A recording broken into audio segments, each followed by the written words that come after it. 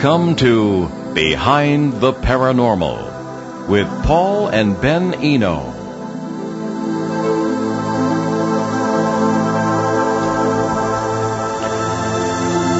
Do events at the sites of all these recent tragedies mean that these areas will be seriously haunted? What is the significance of black helicopters? What are orbs? Well, good evening and welcome to the 415th broadcast of Behind the Paranormal with Paul and Ben Eno. I am not Ben, I am Paul. Ben has been in Boston all day for orientation at his new college and will be a little late this evening. However, we have asked a number of diverse questions that reflect the emails that we've received this evening because our guest, Niels Hobbs of the University of Rhode Island, had to reschedule for next month. So instead, we will dive right into some more thoughtful and interesting emails we've received recently. But first, our weekly our weekly contest question. Ben usually does this. Last week's question was, in what town and U.S. state would you find the alleged ghost of John Stetson? Well, Donna Fantoni of right here in Woonsocket, Rhode Island, nailed that one, and the answer was Waynesville, Ohio. Now, there's kind of an interesting backstory to this. John B. Stetson, a native of New Jersey, lived with his sister in a cute little house in Waynesville in the 1850s. The house on South Main Street later became an antique shop and has allegedly become the most haunted house in the most haunted town in Ohio. Today it's a museum. Well, among the supposed ghosts is Stetson himself, who in 1865 went to Colorado to pan for gold. In the process, you guessed it, he designed a pretty cool hat for himself and ended up starting the Stetson Hat Company, the largest hat manufacturer in the world. I believe it is to this day. Mr. Stetson died in 1906, I believe in Texas, but I always wonder why would he have returned to Waynesville after that is beyond me. So if the stories aren't just for the tourists, I'd say we're dealing more with the usual time slips and other multiverse phenomena rather than spooks, sort of thing we always talk about on this show. Anyway, this week's question is, in what town in New Jersey was a Bigfoot sighting reported in November 2010? That's in what town in New Jersey was a Bigfoot sighting reported in November 2010? Get that right, and win a copy of Footsteps in the Attic, my most popular book, I suppose, I guess, so I'm told anyways, so the sales say. Anyway, here we go. All right. This aside, no assistant tonight. Okay, our first one here. This has to do with orbs, and it's from Irene A. in Lansing, Michigan. And it says, Hi, Paul and Ben. I have lived in this house for about 6 months. I live here with my husband and stepson. It has been quiet for all this time until last week when we started seeing orbs in pictures we took. Then we started seeing them with our own eyes. They will follow us around in our different colors. They come around mostly at night. Does this mean we have spirits in the house or a haunted house? What are these things?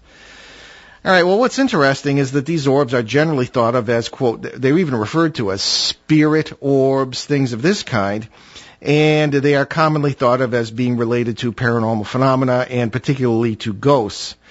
But the fact is that we don't really know what these things are. I have seen them with my own eyes in different places. I'm thinking of one particular cemetery in New Hampshire that is full of the things at certain times. I've seen them turn different colors. They've followed me around. They act in a semi-intelligent manner, but then again, so does ball lightning. I tend to think that they are, for a number of reasons, living creatures and that are based on plasma rather than carbon. That's a funny thing. We are based on carbon, our bodies, but people of the ilk of Carl Sagan, who was a distinguished scientist and an author and this sort of thing, who I think it was the Cosmos series in the 80s or the 90s that he produced and starred in, which was a way to explain science to the popular folks. And he even believed in the possibility of life forms that were based on plasma rather than carbon. What is plasma? Well, plasma is just electrified air molecules. And what are the boundaries between these parallel worlds we're always talking about on this show?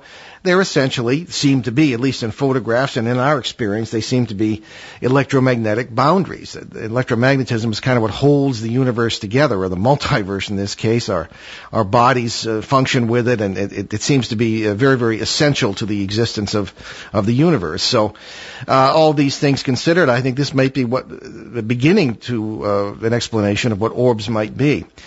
Orbs, interestingly enough, started really appearing in photographs. They were in photographs before, but particularly when digital photography came along. And I remember back 30 and 40 years ago when I was taking pictures with the old Kodak Instamatic camera, and we actually had to use filming cameras instead of just these little memory cards. The orbs were not very evident, at least not in photographs that I took or saw. There were large balls of light at times, but they seemed very bright, almost like stars. And, of course, you wonder if the change in the mode of photography didn't have something to do with this phenomenon. Well, actually, when you look at it, digital cameras, such as we have in our cell phones and that we carry around in our pockets very easily, are subject to interpreting what they see. In other words, there's a little computer in them that will interpret what it sees. So if there's a dust particle or a snowflake, and I've actually seen this happen, it will very often turn the thing into what looks like an orb, commonly known as a spirit orb. Now, a lot of people who are involved in this field today were not probably too familiar, maybe haven't been involved very long and weren't too familiar with the old methods of photography. So as a result, this is all they know. So orbs are seemingly everywhere in these photographs, and very often in places where people will consider the thing haunted. So I would say, Irene, that if nothing else is going on, and you just have these orbs, there are a number of explanations for that. One is that you do live our explanation might be that you do live in an area that is perhaps a boundary area, or what the Native Americans would call a thin place, where the boundaries between the worlds are very thin, and you do see things that maybe feed around those boundaries, and that might be how these things get their sustenance. That being said, I have encountered situations. One of them is on the cover of the book we're giving away this week, and that's where there are orbs that really do look as though they have faces in them. Sometimes human faces, sometimes not. So what that is, I really am not entirely sure.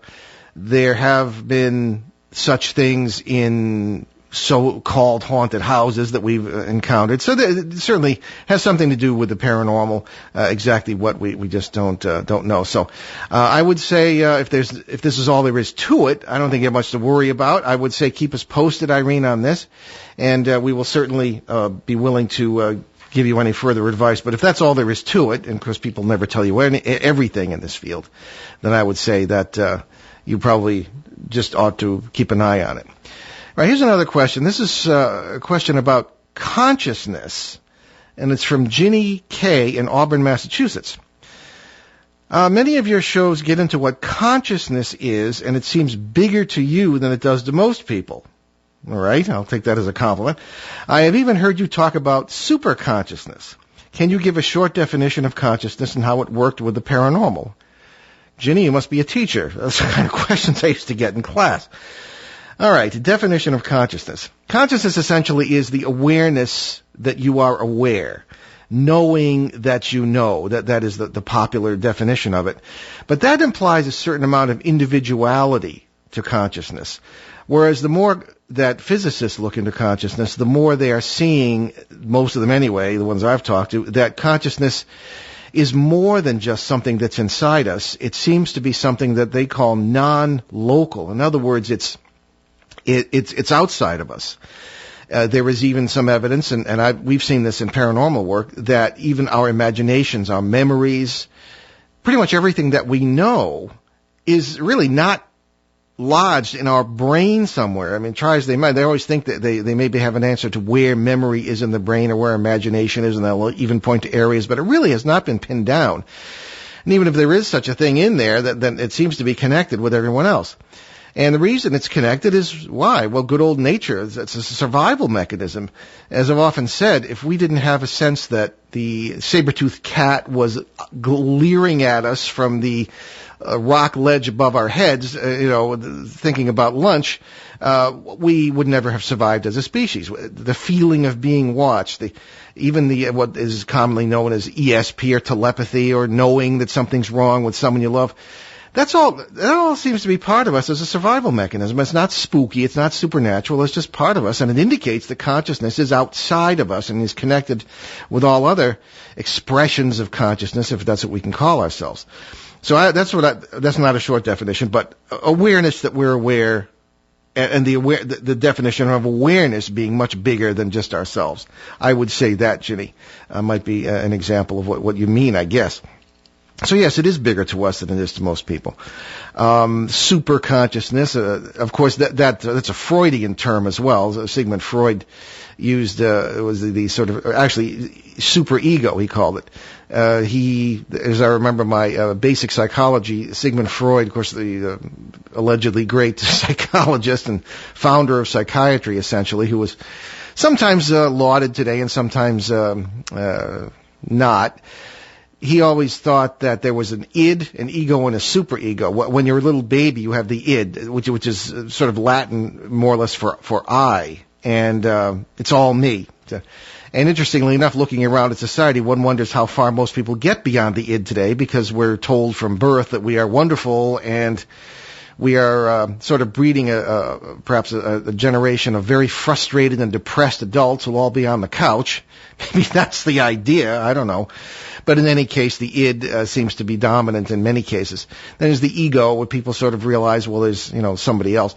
And then the superego, which kind of is maybe getting toward what we're talking about, the sense of the other, and that we're all in this together. That's very simplistic, but that's the basic idea. So super consciousness in the way we use it means essentially not that, but the superconscious in the sense of our consciousness spread out in a great wave across the multiverse, living many different lives and really being united with everyone else. It's really quite a spiritual concept as well, and I think that might be what you're referring to there, Jenny.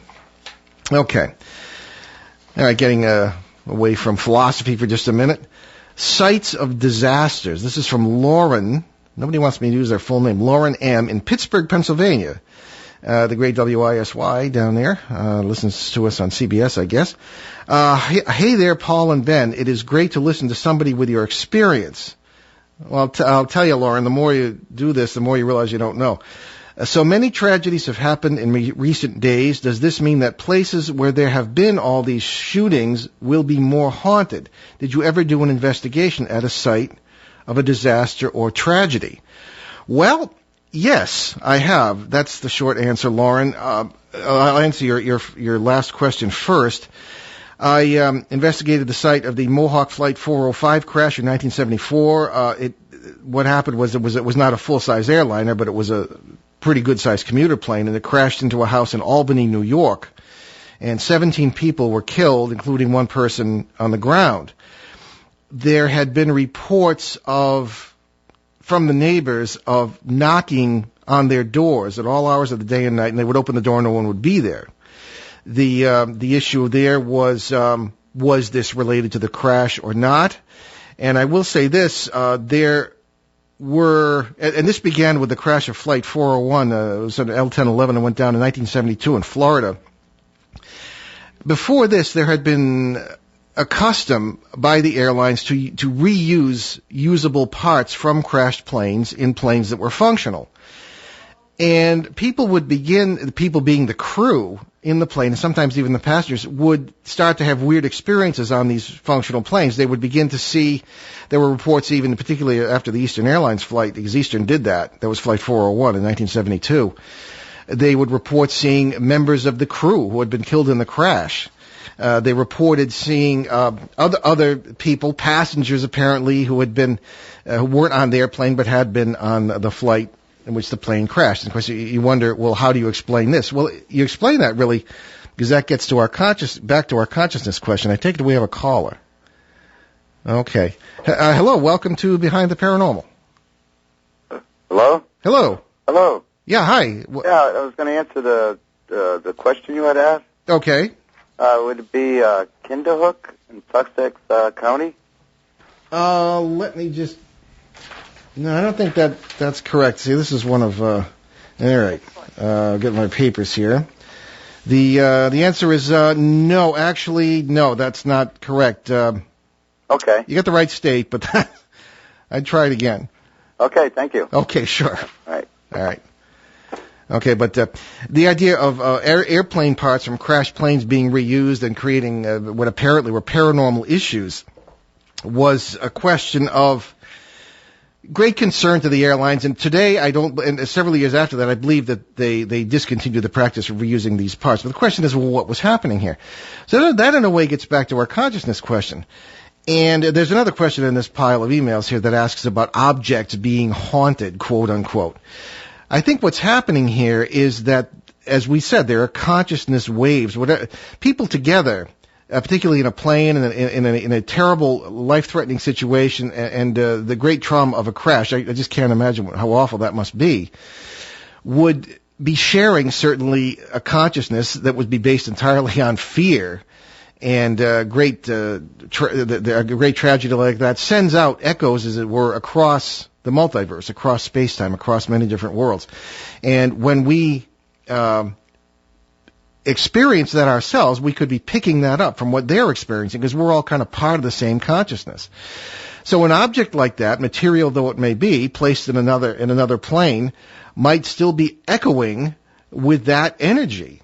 And I think that's kind of what happens. And because our brains and our consciousness, as it were, certainly tie in to that and tie into that experience and tie into that object, that's why we see the people or have the experience or have the bad dreams or whatever. And I think that's really the basis of something we can do several shows on, which is haunted objects and why that's occurred. Now, what's their connection with us? Well, we didn't have any. Well, what will we do? Because our consciousness is connected with them. So that, I think, is why that will happen. To answer the first part of Lauren's question, will these areas, such as Newtown, Connecticut, and areas where these terrible tragedies, the theater, and where that terrible shooting occurred, and it seems almost in bad taste to ask the question, but will it be more haunted? I mean, and the idea that, as I just said, these things go echoing across the multiverse and across space-time, and yes, people will pick these things up. I think that's really all there is to it. That's essentially how it works in our experience, and it's not that their spirits will remain at that site. Now, that's got nothing to do with it. It's the trauma of the experience. The consciousness wave that site remains part of the consciousness wave. And the actual individuals, when you experience them, if you do, will be the actual people at the actual event. Bodies and all. No ghosts. Okay? That's a little rough to get your mind around if you're not used to it, but keep listening to the show. We talk about it all the time. All right, though, thank you for writing, Lauren. Okay, here's a different subject. This has to do with Bigfoot, and it's from Jesse Freiberg. Okay, we can use his name, in Canton, Ohio. Okay. Hi, Paul and Ben. I like your shows on Bigfoot and cryptids. I'll just make an aside there. Cryptids are, if you heard of cryptozoology, that's where the word comes from. Cryptids are unrecorded or uncatalogued creatures, such as the Loch Ness Monster or Bigfoot, or some of these things that the mainstream science is not sure exist. Shows on Bigfoot and cryptids, and I wish you would do more of them. Have you done any monster hunts yourself? Well, that's another yes. First, I'll answer your question. It's very difficult, Jesse, to find experts on this subject. There are lots of self-appointed experts, but people who have actually done serious research, who may be biologists and have written books on it, that's a little bit hard to find. We have had the ones we have been able to find on the show already, and perhaps it's time to get some of them back or to try and find some new ones. Have I done any monster hunts myself? Yes. Actually, in 1989, I was in England hunting down or attempting to at least find the so-called Beast of Exmoor. And Exmoor is it's a national park, actually, in the southwest of England. I have lots of family around there. That's where Ben and I took our trip there in September. We were visiting relatives in that county, the county of Devon. And Exmoor is in North Devon, and Dartmoor is in South Devon. You may be familiar with the name of Dartmoor because that's where Sherlock Holmes, supposedly, that's where Sir Arthur Conan Doyle set his Sherlock Holmes story of the Hound of the Baskervilles. And believe me, when you walk over those moors and those wilderness areas, it really seems like a fitting setting for the Hound of the Baskervilles. So in 1989, I saw huge tracks. There were several local farmers who helped with this, and was talking to some of the local police, and a number of witnesses had seen a large panther-like creature with which was sort of oddly constructed. It didn't look like a normal panther you'd see, say, in the Amazon or something. It was a black panther, and one farmer I talked to had seen two of them at once. So what I think happened here was nothing too supernatural, really. It was something that in 1976, and this is when these things started to be seen really a lot. Was it 76 or 66? I can't remember. But Parliament passed the Animals Act, which forbade people from having any of these strange, weird, or dangerous animals in their possession. And I could just picture some old colonel from the British Army, from when the Britain ruled India, the Raj as they called it, bringing back from India some panther or something, and then realizing it's illegal now and just releasing it into the wild. Very irresponsible thing to do, but apparently someone did that. And biologically it was interesting because it was apparently interbreeding with some of the local lynxes and things of this kind.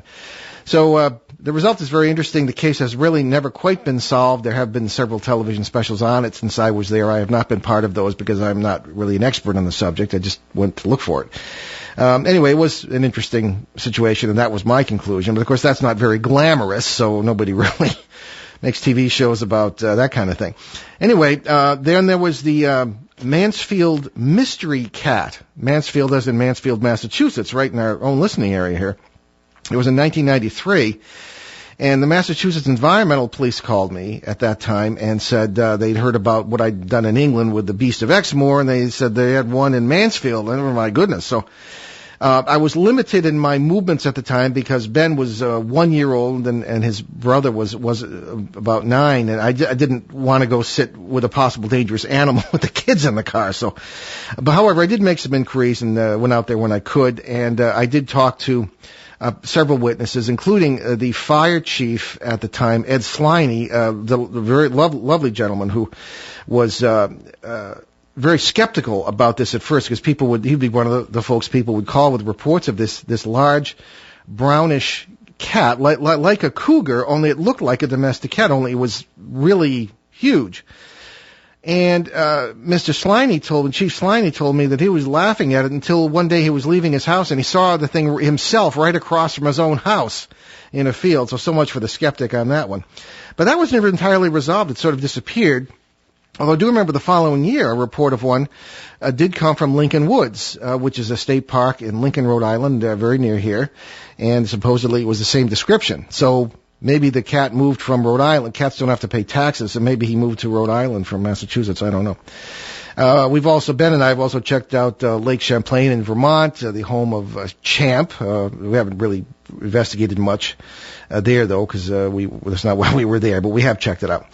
And Alexander Lake in Connecticut, where we happen to have a cousin who has a lovely house. And that supposedly has its own monster, though we have seen no evidence of that. So I guess that's a long way of saying yes to your question, Jesse. And we will try to get some more good people on about that subject, whether it be the lake monsters or Bigfoot or whoever or whatever. Okay, I think I will make an attempt now. We will take our break, and we will be right back. You're listening to Behind the Paranormal with Paul and Ben Eno, just Paul tonight so far. On WOON 1240 AM in New England's beautiful Blackstone River Valley. Lou Mandeville here to tell you the only place to get your local high school and college scores, as well as the Pats, Bruins, Celtics, and Sox is on my morning sports reports. And they are right here on ON 1240, Monday through Friday on the Morning Fun Show. Okay, that was quick. We hope to have our sponsor back next week. Anyway, this is a question from Donnie Hernandez in Salem, Oregon. And it has to do with black helicopters. Okay. Hey guys, great show. I was wondering about black helicopters, and I have heard you mention them in this Connecticut case. What are these helicopters, and are they used by men in black, or what? Now, for those who don't know about the men in black or the helicopters in black, and I believe we have another caller. Okay. Hello, welcome to Behind the Paranormal. Hello, are you there? Okay. Hello? All right. Yeah, we're being assisted by the lovely Denise this evening. I guess we got him? Okay. Well, okay. Hello. Welcome to Behind the Paranormal. Hello. Yeah, I'd like to answer the question again. Okay. Would it be Sandyston, New Jersey? No, it's not. Yeah. There are a number of reports from around there, but that particular time in 2010 was November 2010. Oh, 2010. Yeah. Okay. Okay. So, thank okay, you. that's all right. Better luck next time. Third time's the charm. Okay, very good. All right. Yeah, you're welcome. Let me give you the numbers here, too. 766-401, 766-1240 in the local area. And from anywhere in the USA, 800-449-1240, 1240. Okay. Black helicopters. Donnie Hernandez in Salem, Oregon was asking about these. Let me give you some background on this for those who don't know. Supposedly, maybe you've heard of the films, The Men in Black, okay, and they supposedly work with aliens and all this stuff. Well, that's based on a pretty well-documented phenomenon that has to do with UFOs. And supposedly, many people who have witnessed major UFO sightings and outbreaks have been plagued, as it were, or bothered or visited, at least, by men in black suits driving black cars, and this still supposedly goes on today. I'm thinking particularly of the Mothman case in West Virginia and Ohio in the 1960s, when the collapse of the bridge seemed to have been one of the ultimate events of this situation, and this Mothman figure. And again, this kind of gives it credibility in a way, because you couldn't make this stuff up. A creature with sort of no discernible head and huge wings, like a giant moth, or almost a sort of a angel in reverse kind of thing. Very, very scary presence. And although one person said that his life changed for the better when he encountered it, but it would fly and follow cars at great speeds and all this, and terrorize the area for months. And the aftermath of this included many visits by people who supposedly were these men in black. Some of them, however, were not dressed in black. They were dressed in Air Force uniforms. However, veterans noticed that they were wearing their insignia in the wrong places, or otherwise just had something wrong with them. There are a number of fascinating incidents that were related to Ben and I when we were down there. There were several people we encountered who were witnesses, and many of whom had been children at the time of the incident in the mid-'60s, because we were down there in 2003.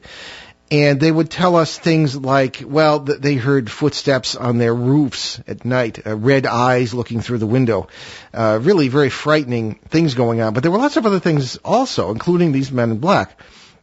One reported that one had come into their house and had picked up, she remembered him picking up an ashtray and asking if he could keep it. And he didn't seem to know how to shake hands. It seemed that the human interaction was sort of just not something he was familiar with. And her father said, well, all right, if you want, go ahead and keep the ashtray. And the guy was elated. And he went out really smart, as if he'd had some kind of valuable antique or whatever. And of course, it begs the question, who were these people, and where or when were they from, that they would be so excited by something like an ashtray, or in one case a fountain pen, or a ballpoint pen, I should say. So I don't know. This men in black, that's what this is about. And the black helicopters sometimes will accompany supposedly the visits of these men in black. And they literally are black helicopters. The funny thing about them is, and I'd certainly direct this as part of the answer to Donnie here, the funny thing about these helicopters is that they will sometimes disappear in plain sight. They will sometimes, there have been several occasions where what we would describe as a UFO or a flying saucer, quote unquote, would be going overhead, but it would have the sound of a helicopter. There were other times when a helicopter would go overhead, but it'd be completely silent. And there is technology for that, but it was reported in days when I don't believe there was such technology to completely silence an aircraft engine of that kind. There have been reports of these things involved with cattle mutilations. Again, those were events that occurred starting pretty well back into the 50s, when farmers would find cattle with organs removed surgically, perfect surgical cuts, and today we would know it as only possible with the use of a laser beam, a laser cutting tool, and certain organs removed, eyes, lips, things that, what on earth, who wants these things? And supposedly, once or twice, lots of times black helicopters have been seen in the area, but once or twice people have seen people dressed in black clothing coming out of these helicopters and lifting up the cows and all this stuff. But that has very rarely been seen, and I don't know if any of those reports have ever been confirmed or how you could even confirm it. So that's what this is all about. So the particular cases Ben and I have been working on and involve these. The main one is in Torrington area in Connecticut, central Connecticut. And there is it started with a ghost case in 2005. And it morphed into, and again, we spend years on cases, and the more you study these things, the more connections you see. You have to connect the dots in the paranormal, which most people don't do, so they really don't know what they really don't find any real answers. So these black helicopters were involved in this case. They were seen along with UFOs and things of this kind, and we have another caller. Okay, welcome to Behind the Paranormal. Yes, answer the question about the Bigfoot in New Jersey. Okay. Would that be Hopticon, New Jersey? No, I know the case you're talking about. That's not the one we're thinking of, 2010. I'm sorry it's so difficult, but good for you for trying. Yeah. Okay. Give it a fourth try if you can find, but it's in there. Okay, thank you. Okay, sir. All right. Okay, so black helicopters have even been associated with Bigfoot at times. So what they're doing and who they are, we really don't know, but they have been seen in this case that morphed, as I say, into a UFO situation with military personnel, a possible secret base that Ben and I were filming. Actually, we weren't filming. We were with a producer and a director doing a pilot for a TV show, and that film has since become unavailable. We have never been allowed to see it, so I don't know what is really going on, but that involved black helicopters as well. So really, I can't give you any answer about what they are, but they are associated with paranormal phenomena in general, and particularly UFO and cattle mutilation cases. And that's really all I can tell you, Donnie, on that. Okay, here's one from Janet Margolis in Titusville, Florida. And Janet writes, Hi, Paul and Ben. Paul, I heard you on the Travel Channel talking about haunted things like suits of armor. That's really weird. They did not give you much time on the show to talk about it, so can you explain it again? Okay. Well, again, this goes back to what we said about consciousness waves. This is the email I referred to that was related to the one we talked about earlier. That show was, if I can remember which one it was, Curses of New England, I believe. And, of course, one has immortality through reruns, so they'll come on and somebody will say, I saw you on TV the other day, and, one of the shows will have been rerun forever. So that's at least 10 years old, that one. But I was in Newport showing them through the old cemetery there, and the producer was not entirely pleased with my theories. Of course, she wanted spooky ghosts and this sort of thing, and she wasn't interested in the multiverse and parallel worlds and people still being alive in other worlds, and which I think is far more fascinating than the superstitious part of it, and far more fascinating than scary ghost tales, and really is, in a way, depending on how you approach it, but much scarier than the campfire stories. But she wasn't entirely pleased with that. Anyway, so that's what that was about. So what I was talking about at the time was I believe it was the haunted suit of armor at Belcourt Castle in Newport, which is, of course, one of the great mansions, the summer cottages of the rich and famous from days of yore, most of them built in the late 1800s. And this Belcourt Castle, the original owner was a great collector of many medieval and that period, essentially, of armor and artwork and things from Europe. And there's it's like the place is a wonderful museum sort of a place if you ever have a chance to tour it. But there are a number of supposed ghosts in there, including a monk who is seen, and we don't, and this monk apparently is European. Why would he be seen in Newport, Rhode Island, and apparently is associated with these objects, or one of these objects anyway? And of course the answer is getting back to our consciousness waves. This thing was part of him, part of his consciousness wave. He was part of it. Everything really is kind of conscious. Any Native American will tell you that. There's a spirit that everything has, and that spirit, I think, is consciousness, really, awareness. And this is a rather simple explanation. So that's what I was explaining on the television show, and I think it's essentially how it works, Janet. I think that what we've got here is a shared consciousness, shared lives. And we get so confused by it and so frightened by it because we don't see it that way. We see it only as I, me, and myself, an island of consciousness and life in a sea of things to which we are not related and to whom we are not related. Well, that's not correct. In any really ancient culture or ancient civilization or primal civilization will tell you that. I learned a lot of this stuff from not from being in the seminary, but from talking to shamans, particularly in Australia and Quebec, who were very well aware of this sort of relationship among beings and things and people, all which form one huge biosphere, as it's called today, of consciousness. And that's how this stuff kind of works. So as a result, we had a case in Burrillville, Rhode Island, one time, not far from here, where the family was cleaning out their basement, simply moved a table, and as they put it, all Hades broke loose because and they said, "What on earth is this about?" Well, you kind of muffled or mussed up something in someone's consciousness way by moving this, and that's what can happen. And I have had healthcare professionals. I'm thinking one nurse in particular who just walked up to me after a lecture and said, "I never believed in this stuff. I never even thought about it. But we moved this thing. We started rearranging furniture in this house we just bought, and all this stuff started to happen. What's that about?" So that's what it's about. Apparently it's about consciousness waves. That's our experience anyway. So, again, thank you for writing, Janet. And you're probably having a better weather down there in Florida than we are. This is from Jim A. in Auburn, Massachusetts. And he titles this Parasites and Newtown. Hi, guys. Your recent show on the nature of evil, as illustrated by the Connecticut school attack, left me fascinated but depressed. Let me say, before I continue with this, let me say one thing about that. We're unable, people have asked why the December 17th show has not been, is not available for podcast on the BehindTheParanormal.com website. Well, the fact is we can't find it. The producer knows that he did it, and he's as mystified as the rest of us. It just seems to have disappeared. We will continue to search for it, and we don't like to have famous, lost episodes, but this apparently was one of them, and I was struck by the subject of the show, which was the nature of evil, and it was the Monday after this terrible event occurred in Connecticut. So I don't know, maybe it's just one of those things, but that in 5 years on the air, we're in our 6th season now, all things considered, that has only happened once, and we knew what happened to it. It was just a technical problem. But in any case, I'll continue with Jim's letter. I understand your point that people are responsible for their own actions and the state of society, but that parasites can exploit that. And I think we have another caller. Okay. Hi, welcome to Behind the Paranormal. Hello.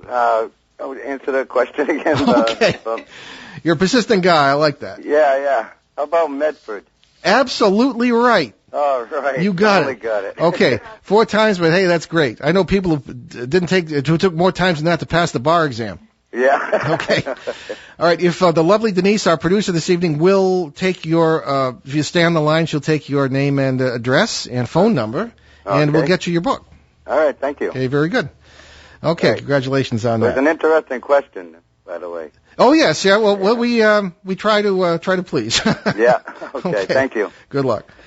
Okay. And here we have also, just continuing with Jim's letter from Auburn, Mass. You often talk about people and families controlling the influence of parasites in their own lives. Do you see any way that we as a society or a species can limit their influence before we destroy ourselves? Okay, well, that's a very apt question, Jim. And actually, again, a little background is required for those who may not be familiar with this terminology. In the late 1970s, I started wondering about the demon thing. Now, of course, having been in the seminary for many years, I was never ordained because they didn't like my paranormal research. But nevertheless, I got most of the coursework done and pastoral work and field work and all that. And I began to come to the conclusion that this business about demons and the theological baggage that it carries really wasn't quite good enough to explain the negative entities that seem to be present in a number of the cases I was investigating with other people, usually, or not always, but with Ed Lorraine Warren, the people who were the sort of the grandfather and grandmother of modern ghost hunting, as it's called, or working on my own or with other people, other seminary students. And we found that these seemed to be living things, not necessarily spirits. And I often talk about the Bridgeport, Connecticut case of 1974, in which I had a physical altercation with one of these things, and I actually felt a bodily structure and a bone structure when it pushed again. I was trying to protect a little girl who seemed to be the center of a poltergeist attack, and this sort of conflict was one of the things that occurred in 3 days in this rather upsetting house. So what happened there was that I started to realize there's got to be a better explanation for most of this stuff. So hence the theory of the parasites came about. I don't know if I'm the one who originated that, because one does hear about it today frequently. I don't know. I mean, other people must have come to the conclusion too. I may have been the first one to apply it to cases I was investigating, but be that as it may, that's what he's referring to, or I should say, what Jim is referring to in his note about parasites. And we have speculated on the show. Ben and I certainly have seen what these parasites can do to individuals or to families. What they do is they seem to, and they are, of course, the basis of the legends of demons and servants of Satan and all this stuff that is part of our theological beliefs, but I don't think, again, that quite does it. They seem to be living things that need to feed upon energy, and that's how they eat. And again, when you look at the nature of life, it is everywhere, it is everyone, it is all across the multiverse. It does seem to be, as Sir Fred Hoyle, the great astrophysicist, said, life seems to be the rule, not the exception in the universe. It always, as we might say, finds a method to survive and to prosper. So these are just life forms that seem to live between and among these parallel realities that are speculated about in quantum physics and that we base our theories on. So as a result, they can be around, and they usually are not very some species are not very dramatic, and you don't know they're there. But whenever there's a bad situation, there could be some of these things that are attracted by sort of the dinner bell of great tragedy or disaster or anger or fear, whatever. And I've seen this firsthand. So that's what we're talking about. We're talking about parasites. So what Jim's question is getting at here is, what is the effect these things might have, not in families or with individuals, but on the level of nations or societies or even communities? And we have, if you look back through ancient history, and I researched this for my last book, which is not the one that our friend won this evening, but Turning Home God, Ghosts, and Human Destiny. Again, sort of the history of human spirituality and the history of the paranormal. And it seems that we, at first, worshipped one God, our remotest ancestors. And that's a funny thing for most people to hear, but in the 1930s it started to become clear. And not all anthropologists accept this today. Many don't. But there seemed to be great evidence from the Sumerian Empire, which was the first known empire in the Middle East, that they worshipped really one God in almost a Trinitarian form. There was, and this is what shamans told me as well, in traditions for, like the Australian Aborigines that go back tens of thousands of years unbroken, or the Cree of Quebec or other tribes here and there in the world. There was always a notion of sort of a single deity with a wife or a husband, a couple almost, two halves of the same coin, and a child, almost like today the Father, Son, and Holy Spirit that most Christians would recognize. And as a result, this seemed to be something that really struck me. This theme has run down from ancient times, but something happened roundabout, well, who knows exactly when it was, but where did all these funny little gods come from? Because the Sumerians were worshiping apparently this one or very few deities, And all of a sudden, they had upwards of 5,000 gods, demigods, or whatever, and maybe just the clergy at the time, which tends to get institutionalized and ensconced in power. Maybe they made it up to expand their power. That's always possible. But maybe something else happened. Maybe some of these parasitical entities, whom you really cannot deny, use religion to further their ends, to push buttons and to get people all upset. And I mean, look at the stuff that's going on in the world of terrorism today. Half of that's based on religion, supposedly. And these things, that makes you wonder, are parasites behind it? Because that's how they eat. What kind of sustenance can they get from a family that's disheveled and dysfunctional and messed up? Think what they could get on a battlefield, or some other, or at the site of some tragedy. And of course, you don't want to get into science fiction here, but these are things that really do kind of come up. So, what can we do? What we do with people in the family situation is to encourage them simply to come together, to stand shoulder to shoulder, to rediscover their love for each other, and to tell each other that they love each other, not to wait. This has amazing strength. We've seen this in case after case, because the positive energy seems to repel these things rather than attract them. And we have another caller. Hello, gotta push the thing. Thank you. Welcome to Behind the Paranormal. Whoops. Oh, hit the wrong one. Okay. We'll get you. There we go. All right. Are you on? Hello? Okay. We're going to try something else here. But in the meantime, these parasites seem to be a real challenge. And when there is a certain dishevelment in society, okay, here we are. Oh, I think we got okay. Just lost a caller there. Sorry about that. Welcome to call back. Oh, calling back, I guess. Feel like a telephone operator here. All right. Hello. Welcome to Behind the Paranormal. Hello? No, still okay. Well, I'm just going to continue with this until we get this straightened out. In any case, what can we do? I think the answer is to come together. That seems like a very remote possibility in many countries right now, particularly America. But in a way, we've gone through this before, and we've always come out of it. You've got to take a positive kind of a spin on this. Do we have the caller? No. We don't. Okay. Please call back. We're just a little disheveled tonight because it's one of those nights. Okay, we'll try it again. Hello, welcome to Behind the Paranormal. Hello, I guess the line was haunted. Yeah, that can happen. A lot of strange things happen on this show that way. I guess so. Well, I'm the same caller. I had a question regarding Cumberland, the Cumberland-Abbott Valley Road area.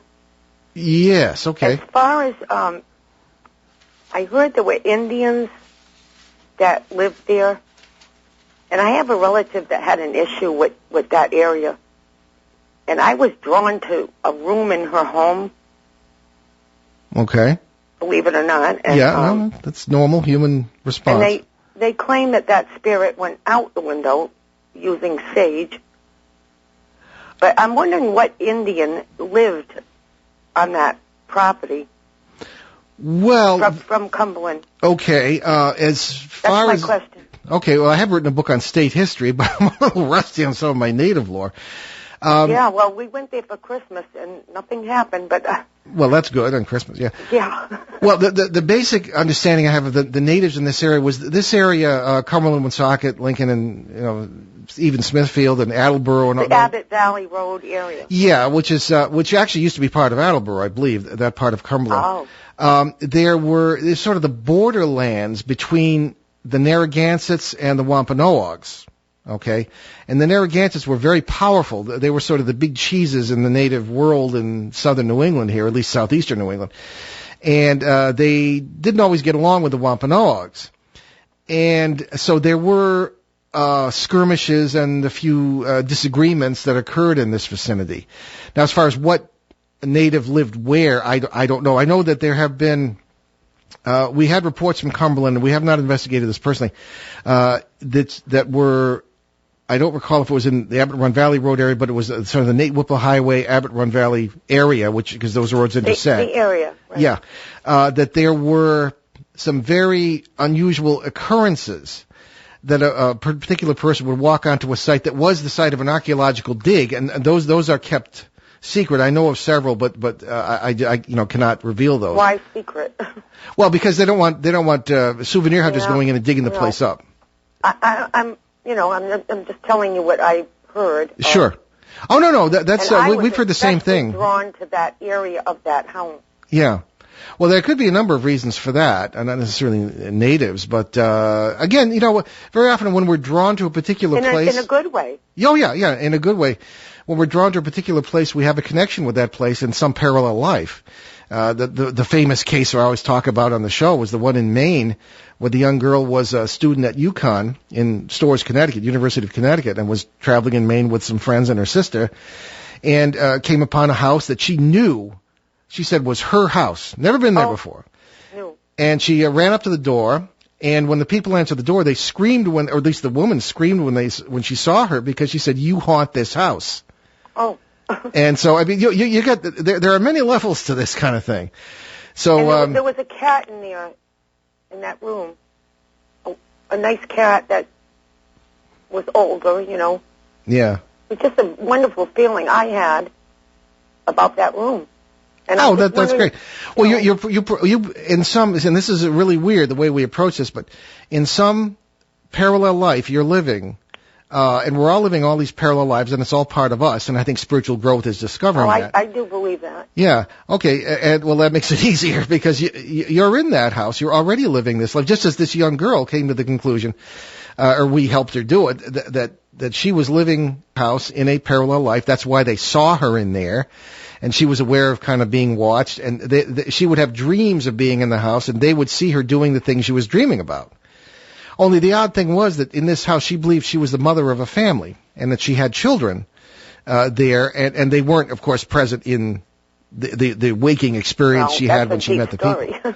Yeah, exactly. So it's just, and I couldn't really account for that at the time. This is 1979, or 78, I should say. And I'm talking recent. Oh, no, I'm talking about this case in Maine. Yeah, I understand. But, over the years, I've heard, because I was once a member of the Cumberland Historic District Commission, and stories like this would kind of cross our desk. The Wampanoag, Narragansett? The Wampanoags and the Narragansett, it was kind of the borderlands. They didn't have borders like we had borders, but they would, there were sometimes disputes over hunting and fishing, and sometimes they got along, and sometimes they didn't. So, in other words, there was a lot of human activity in the area by the natives that might have sent out echoes, as it were, to anybody who's sensitive enough to pick it up today. And I happen to like that home and that room. Yeah. Okay. Well, that could be completely unconnected with any native things. Right. But it's just, and we find those things. What I do tell people, though, is it's good when you're attracted to a place like that, but when you have a bad feeling about something, particularly when you're going to buy a house, don't ignore it. Follow your instincts. Right. Well, thank you for answering my question. Oh, certainly. We'll call anytime. Nice to talk to you. It's a pleasure talking with you. Thank you very much. All right. Bye-bye. Okay. And how many minutes left do we have there? Okay, 4 minutes. Okay, so I have time for one more question here. And I guess I could just finish with Jim's question.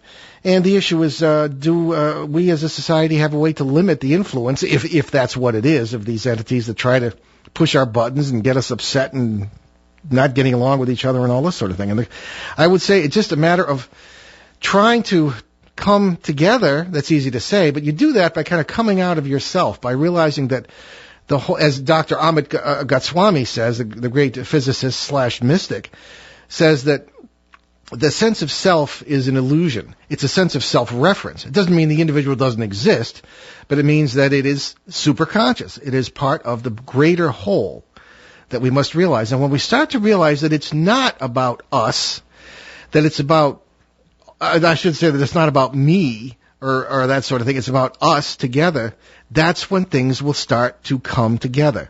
I think it's inevitable. The problem is that we are, as I say, we have become a society of narcissists.